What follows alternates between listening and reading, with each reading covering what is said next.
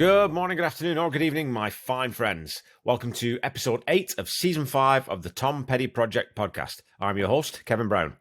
This is the podcast that digs into the entire Tom Petty catalogue, song by song, album by album, and includes conversations with musicians, fans, and people connected with Tom along the way. I wanted to give you all another quick update on the merchandise situation, in case you're not on social media. After rebranding all the merch as 898 Authentic Rock and Roll, the estate was happy for me to continue selling those designs. So I wanted to give a very quick shout out to all of you who contacted me voicing your support for what I'm doing with this merch. You know who you are, and it means an awful lot. I will have more designs coming out over the next weeks and months, and I might even branch out to do other bands. I'll think about that, but I think that might be a way I go with as well. Another quick shout out to my pal and co-host John Paulson, who's featured as the last DJ on SiriusXM's Tom Petty Radio this week. Debuted on Monday, and if you haven't heard that yet, tune in.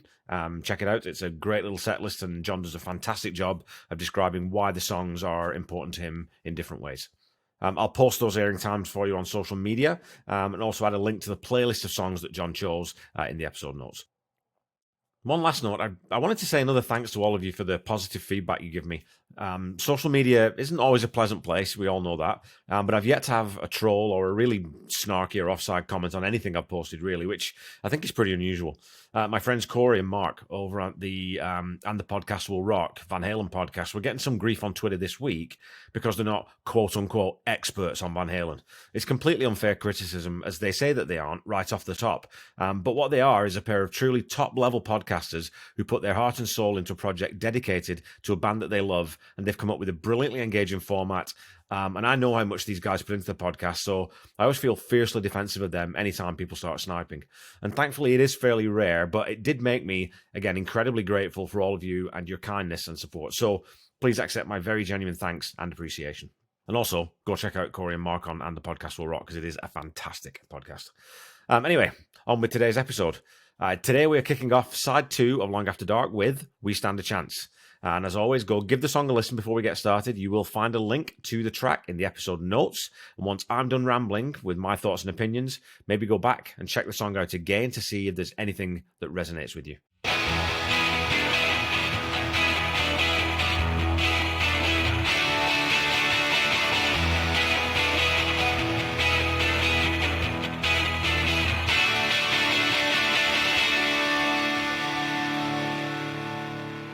We Stand a Chance is one of 2 songs from Long After Dark that was recorded at the old RCA studios on Sunset Boulevard. The lot now houses the Los Angeles Film School, but was the site where a lot of great records were made, including the Rolling Stones' I Can't Get No Satisfaction and the Elvis classic Always on My Mind. So that's a pretty heady pedigree. The first part of the intro to this one is a little unusual for the Heartbreakers to this point, in that it doesn't take the form of part of the verse or the chorus, but instead plays a 2-bar, single-note, ascending pair of notes. Benmont plays a really low-octave piano note, Howie matches it on the bass, and Stan thumps the kick drum and cymbal to give those 8 beats a really deep, menacing quality. No chords needed here, just those 2 notes, F sharp and A. And after that, the intro picks up the chord progression from the verse in a more typical fashion. We get a trademark Stan Lynch drum fill into that main lick, but he plays it mainly on the floor tom before hitting a single snare to punch into that full verse progression. So it's a little different to how we might usually bring this in with, snare, tom, snare, or snare, tom, tom, tom. The other thing I noticed about the intro is, if you listen really carefully at the 14, 15 second mark, there's some sort of spoken gibberish in the background. I'd love to know what the heck that was and who it was. And I do like it when producers leave those little bits of studio noise in, because it gives it more of a sort of a live, sort of spontaneous feel. The other thing you immediately notice with this song is the really greasy guitar tone. In conversations with Tom Petty, Tom tells Paul Zollo that I'm playing through a very little 10-inch amp that was really overdriven, so it had this particular distortion. It's that really harsh buzzsaw tone that gives this song its personality, along with those double-time piano stabs. Tom actually tells Paul Zollo that he wrote this one on piano, but played the only guitar part on the song with Mike playing organ. So again, one guitar part is a pretty definite sonic change for the Heartbreakers, certainly in terms of arrangement. And there's also some additional percussion in the intro too, with some shakers that become really pronounced on Stan's fill into the first verse. Heading into that first verse, you get another little thing I missed the first few dozen times that I've listened to this song. On the 1 count of that first verse, there's a loud distorted guitar note that's sustained for 4 beats before the main biting guitar riff kicks back in. There are only two chords, B minor and A, throughout the verses, for 4 bars each, with the minor section being those straight stabbed root fifth chords, and the major section being fuller, with the third being added and a little transition note added here and there. During the minor chord section, you can hear Stan playing a kick snare pattern that's basically the same one that would be used in Free Falling later, just sped up. We also get hand claps in the major key part of the verse on the and 4 counts. And Stan also switches to the bell of his ride cymbal on the count to add some melodic shine to that rhythm section. The chorus changes the mood of the song, with the guitar being dropped back in the mix a little and Benmont playing broken piano chords over the progression, with Mike's organ part coming in. And that part is really noticeable during the lead back into the second verse. For the second 4 bars of the chorus, Stan switches to a syncopated halftime beat and then fills back out to the verse progression. Tom's vocal in this one it's almost like an inverted refugee, where he's, really torturing his vocal in the chorus, but using that more crooning delivery in the verses. But with this song, it's the opposite, with him really pushing that edge to his voice in the verses before dropping into that cleaner mid-register delivery for the chorus. And his delivery on that first line of the second verse, oh God, is the highlight of this song for me. It really pushes an octave above the root of the melody, and it's followed by that sloppy sort of falling down the stairs, descending run on Knows I Love You. And it really adds emphasis to what he's singing. The guitar in the second verse is different from the first slightly, with Tom straying from those straight stabs and playing around the octave a little more. And again, he aggressively pushes the song into the second chorus by opening up the chords and not muting them. And this underpins the line, talk to you, which is again delivered with plenty of petty sauce. The second chorus is basically a carbon copy of the first before we head back into that verse progression. But this one is a little bait and switch, as we only get 2 bars of that B minor before the bridge changes the mood of the song completely to a real major key positivity. The bridge also see those chunky, chugged guitar stabs transform into a much airier, open chord approach. Stan and Howie going to a straight backbeat time, and Benmont dancing around the root and suspended chords in a higher octave. This middle 8 is actually 8 bars, and is again just a very subtle structural difference, where the verse stays on one chord for 4 bars, then switches to the second for 4 bars. This section switches every 2 bars. So you have a D major, G major pairing every 4 bars. And the lyrics are only sung on the first 2 bars of each 4. We've also talked a little bit in the past about song structure. So that typical A-B, A-B, C-B, so verse, chorus, bridge, chorus. That format is flipped here, and we get A-B, A-B, C-B, C-B, A. I love it. You might be expecting a guitar solo next, and that would fit with the standard rock template and would also be congruent with where the Heartbreakers would often take a song leading out to the bridge, or into it. But we stand a chance to go straight back into that chorus.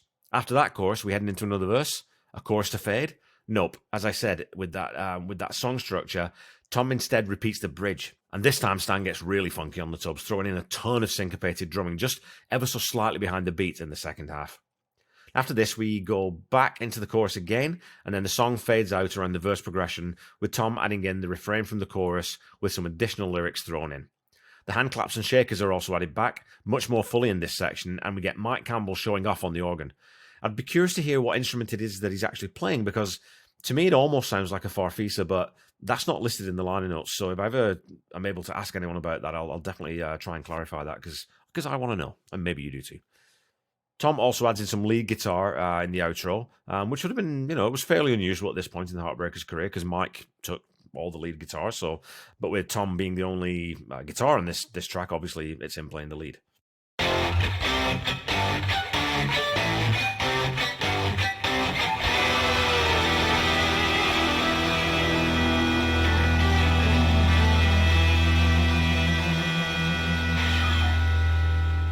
All right, folks, it's that time again. Yep, it's time to put on your thinking caps and get ready for some petty trivia. Your question from 2 weeks ago was this. During the Heartbreakers' 1997 Fillmore residency, they covered a James Bond theme song on 10 of the 20 nights. And can you tell me which Bond movie that song was from? Is it A, Moonraker, B, Goldfinger, C, Live and Let Die, or D, The Spy Who Loved Me? Well, the answer was B, Goldfinger.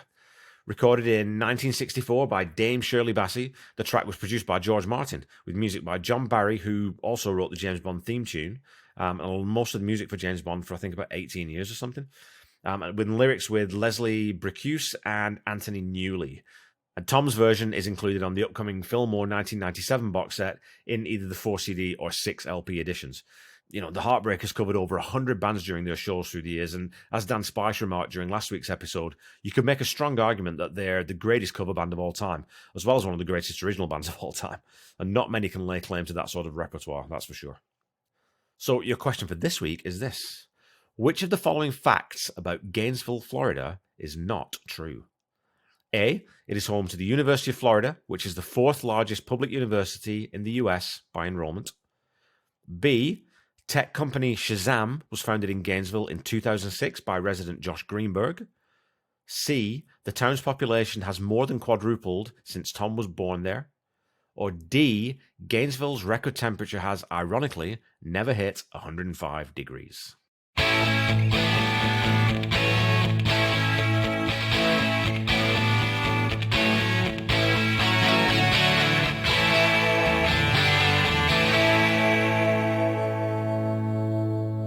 Okay, back to the song. I've talked about Tom's delivery in this one already a little bit, and that it sounds like, an inversion of Refugee to me.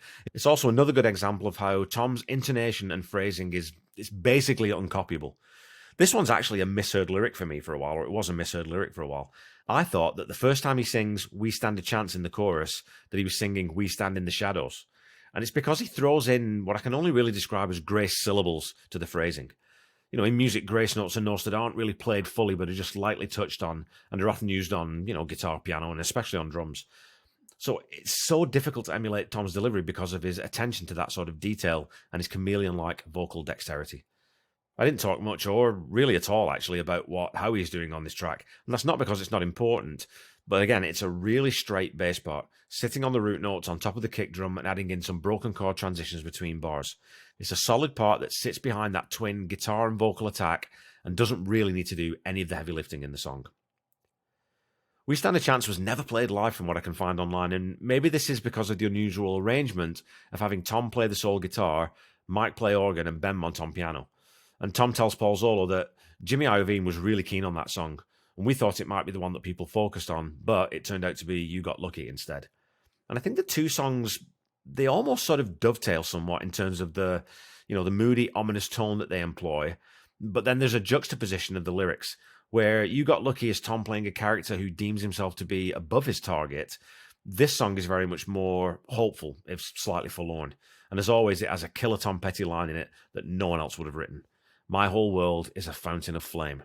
That is a hell of a way to describe someone in the throes of passion.